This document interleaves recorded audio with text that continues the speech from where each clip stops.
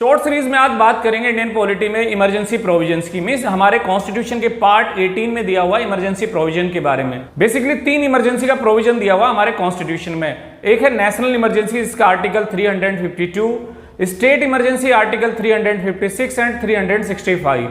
जो तीसरी इमरजेंसी है वो है फाइनेंशियल इमरजेंसी आर्टिकल 360 के अंडर में। 3 ग्राउंड हमारे कॉन्स्टिट्यूशन में मेंशन किए गए नेशनल इमरजेंसी के लिए।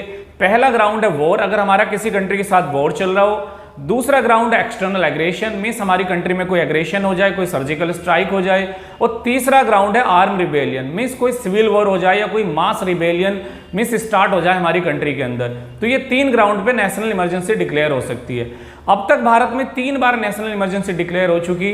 पहली हुई थी 1962 में जब वॉर विद चाइना चल रहा था हमारा। दूसरी 1971 में जब वॉर विद पाकिस्तान चल रहा था for the liberty of Bangladesh. और तीसरी हुई 1975 में जो कि इंटरनल डिस्टर्बेंस के बेसिस पे हुई, जो सबसे ज्यादा कंट्रोवर्शियल थी, जो 1975 में डिक्लेयर हुई। इसके अलावा अगर बात करें स्टेट इमरजेंसी की तो मोर देन 100 टाइम हमारी कंट्री में स्टेट इमरजेंसी लग चुकी है, जिसको प्रेसिडेंट रूल भी कहते हैं।